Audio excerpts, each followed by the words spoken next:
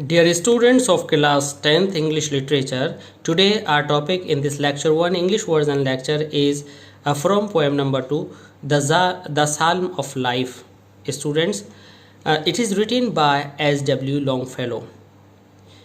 Before we go through this poem, I would like to let you know something about the poet. Students, the poet's full name is Henry Wordsworth Longfellow. He is known as S.W. Longfellow. He was born at Portland, USA in 1807. He was educated at Bowdoin and Harvard. He became one of the first teachers of modern European languages at Harvard University. He was extremely popular in his days. His works include a wide range of works. His greatest achievement was the translation of Dante's Divine Comedy. Now let's begin about the theme of the poem. Students, it's very important and it is very important to make this poem understand. In this poem, the poet expects us to understand the true meaning of life. And according to him, life should not be meaningless or aimless. He says that life is full of struggles and teach one of us that we should have courage and we should face everything boldly. He says that we should work in present. We do not care for the future and past because present is everything for us. He want us to make our life useful. If we do this work in this way, our life will become wholesome and useful. Now let's begin with stanza number 1. The poet says, life is real and life is earnest. Real means actual, meaningful, and earnest means life is serious. According to the poet, our life is not a joke. It's not meaningless. It's real and it's a serious concern. And grave is not its goal. Grave is not a pit in which a dead body is laid, but grave is death of everybody. In the opinion of the poet, death is not its goal. Means the purpose of life is not to die only. Students, it's a very serious topic and we should go through this. The poet says, dust thou art. Dust means the particles of earth. Thou art, thou means you, yourself, your body. Art made of means dust thou art. Dust thou art, you are made of dust. To dust returnest and you will return to the dust.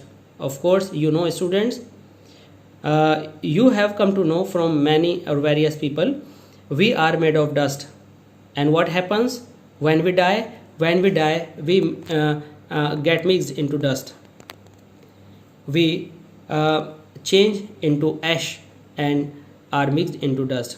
Wasn't is spoken of the soul. The writer says, the poet says, this thing, does thou art to dust eternus, isn't spoken of the soul, means this is not said about the soul.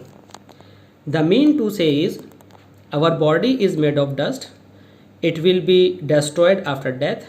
It will turn into dust. But our soul will never die. Will never mix into dust. It will remain as it is because soul is immortal. If soul is immortal, what is opposite to it? Opposite to it is our body, that is that gets mixed into dust. Student, you know that our soul is immortal, it will never die. You are asked various types of question based on this stanza. First type of question may be, what are the rhyming words in this stanza? Students, you know, the rhyming words which rhyme together, earnest and returnest, goal and soul. These two words match together, that's why they are rhyming words. And your goal and soul, they rhyme together because their rhyme is the same, goal and soul, and they are spoken alike. These are the rhyming words. Means there are two pairs of rhyming words, earnest and returnest, goal and soul.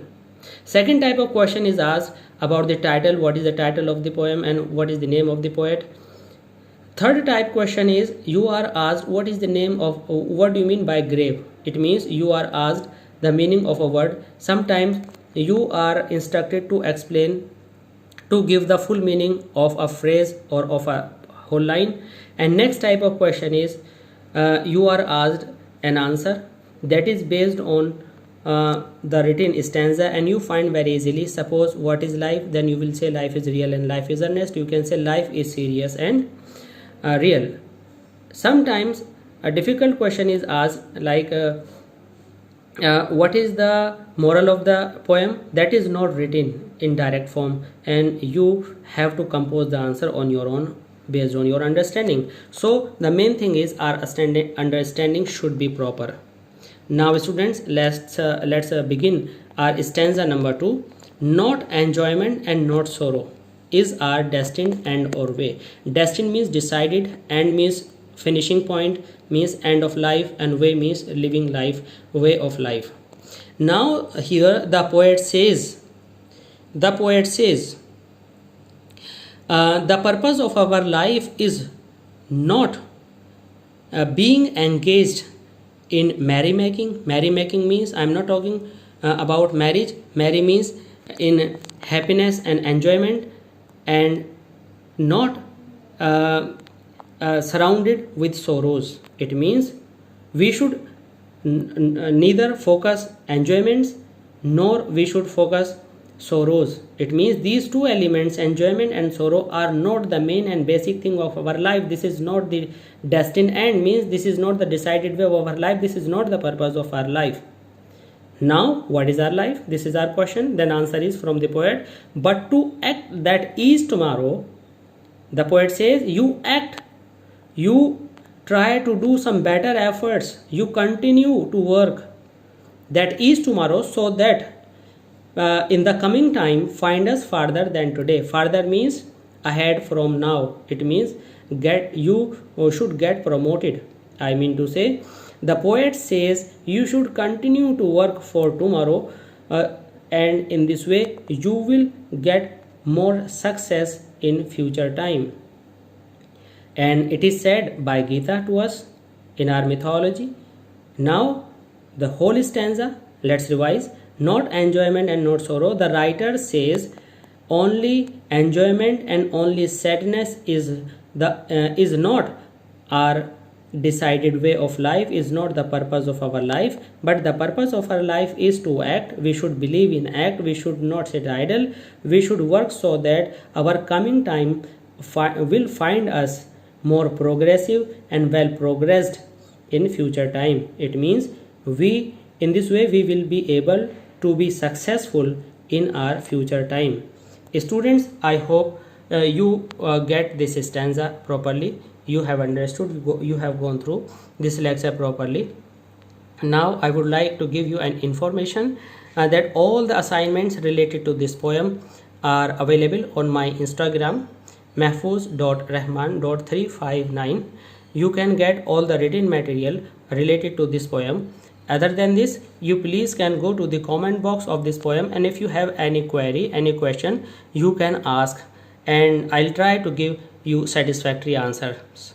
And please like and share and subscribe your own channel or AC classes of English language, so that you may be updated in future. Thanks.